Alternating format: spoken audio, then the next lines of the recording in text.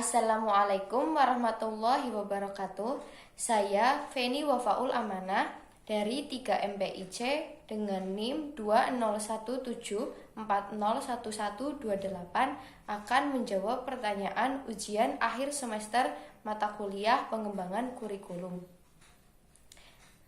Yang pertama, jelaskan perbedaan guru dalam pengembangan kurikulum pada model administratif, model grassroots, dan model campuran. Guru sebagai pengembang kurikulum harus mampu menjabarkan, menerjemahkan, dan mentransformasikan nilai-nilai yang terkandung dalam kurikulum kepada peserta didik. Dalam pengembangan kurikulum, guru dapat melaksanakan beberapa kegiatan, yaitu merencanakan, melaksanakan, dan mengevaluasi kurikulum. Peran guru dalam model pengembangan administratif yaitu untuk merumuskan tujuan umum dan tujuan khusus. Lalu isi atau materi kegiatan-kegiatan belajar dan sebagainya yang telah ditentukan oleh pengarah. Peran guru dalam model pengembangan kurikulum grassroots yaitu untuk melaksanakan proses pada akhir tahun, cenderung terfokus pada review kurikulum dan penilaian kebutuhan. Sedangkan pada awal tahun dapat berhasil mengkonstruksi kurikulum baru. Lalu, peran guru dalam model pengembangan kurikulum grassroots. Pengembangan kurikulum campuran atau eklektik, yaitu sebagai implementer, menyusun dan melaksanakan evaluasi baik untuk mengevaluasi perkembangan atau hasil belajar siswa, menilai atau efisiensi pelaksanaannya itu sendiri. Yang kedua, jelaskan apa yang dimaksud dengan kurikulum Merdeka Belajar, apa urgensinya bagi pendidikan di Indonesia, dan apa saja keunggulan serta kelemahan kurikulum Merdeka Belajar. Merdeka Belajar, istilah yang mulai dibahas akhir-akhir ini oleh Menteri Pendidikan dan Kebudayaan Bapak Nadiem Makarim. Yang dimaksud dengan kurikulum Merdeka Belajar yaitu kemerdekaan dalam berpikir, terutama dalam esensi kemerdekaan berpikir, kemerdekaan berpikir ini harus ada pada guru dahulu. Urgensi kurikulum Merdeka Belajar ini bagi pendidikan di Indonesia yaitu karena melalui kurikulum Merdeka Belajar ini diharapkan memberikan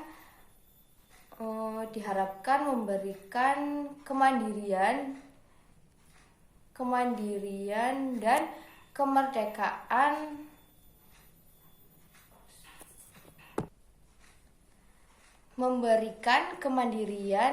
kemerdekaan di lingkungan pendidikan. Tujuannya agar lingkungan pendidikan bisa menentukan sendiri cara terbaik dalam proses pembelajaran.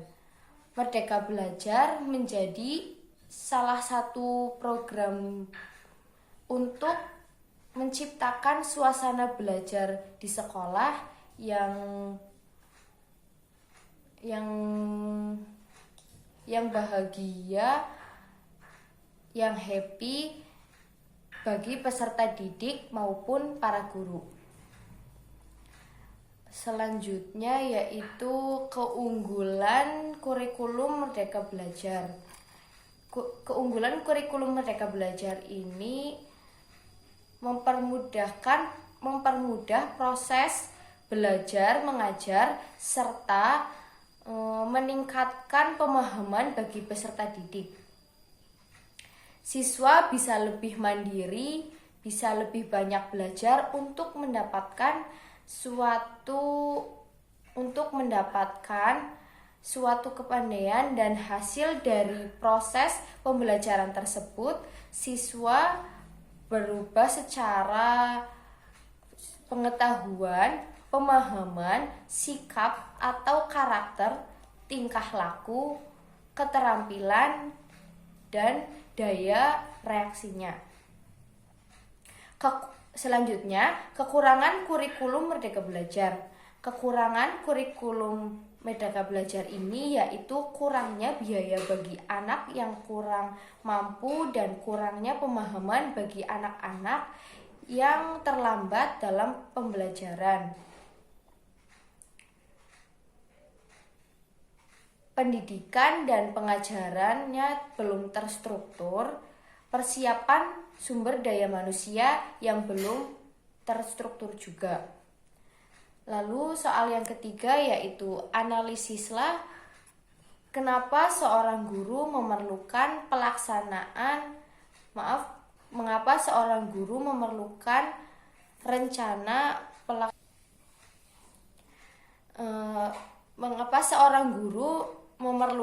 rencana pelaksanaan pembelajaran dan apa saja komponen utama yang harus ada dalam rencana pelaksanaan pembelajaran tersebut. Seorang guru memerlukan RPP dalam pembelajaran karena adanya RPP dapat mempermudah guru dalam merancang cara dan metode pembelajaran yang menarik bagi siswa.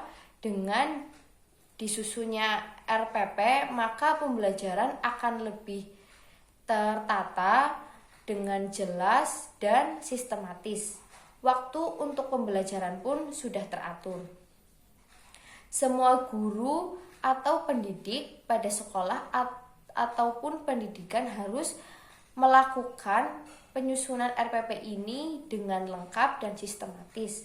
Dengan RPP yang lengkap dan sistematis ini, maka diharapkan pembelajaran yang dilaksanakan dapat berjalan dengan interaktif, inspiratif, menyenangkan, efisiensi, motivasi peserta didik untuk berpartisipasi aktif, serta memberikan ruang cukup bagi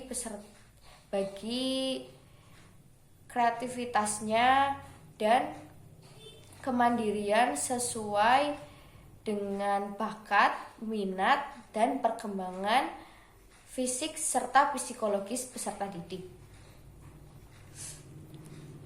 RPP dikembangkan oleh guru atau kelompok guru dengan tujuan untuk mengarahkan kegiatan pembelajaran yang diberikan kepada setiap peserta didik, sehingga mereka dapat mencapai kompetensi dasar.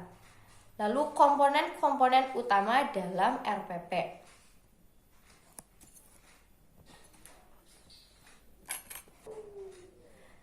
Komponen RPP yang penting atau utama yang dimaksud yaitu ada identitas sekolah, lalu ada identitas mata pelajaran atau tema atau subtema. Yang selanjutnya ada materi pokok, lalu ada alokasi waktu, ada tujuan pembelajaran, lalu ada kompetensi dasar dan indikator pencapaian kompetensi, dan metode pembelajaran, lalu media pembelajaran, sumber belajar, dan langkah-langkah pembelajaran, dan yang terakhir ada penilaian hasil pembelajaran atau evaluasi pembelajaran. Sekian dari saya, kurang lebihnya mohon maaf. Wassalamualaikum warahmatullahi wabarakatuh.